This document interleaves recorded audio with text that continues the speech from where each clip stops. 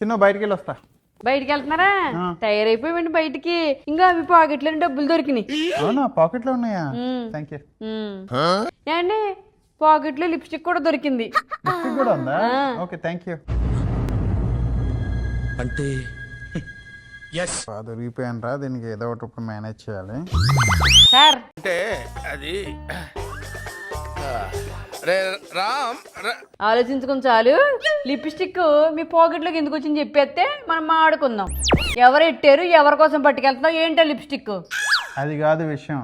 నా పాకెట్లో డబ్బులు ఎందుకు పోతున్నాయా అని చెప్పి కనిపెడదామని చెప్పి ఇది లిప్స్టిక్ పెట్టా అనమాట. దొరికావు. నా పాకెట్లో డబ్బులు ఎందుకు తీస్తున్నావు? మరి చెప్పేస్తారు. పాకెట్లో నేను ఎందుకు చెయ్యడతాను, డబ్బులు తీస్తాను. నువ్వు ఇంకొప్పుడు బయటికి వెళ్తా ఉంటావు, డబ్బులన్నీ ఎక్కడ చోట పాడేస్తావు, ఖర్చు పెట్టేస్తావు. నేను అనుకో తీసి దాస్తాను అందుకని. లేకపోతే బట్టలు ఉతకడానికి వేస్తావు ప్యాంట్లు, అందులో చెయ్యడతాను, డబ్బులు దొరుకుతాయి. అంతేగాని నీ డబ్బులతో నేనేం చేస్తాను?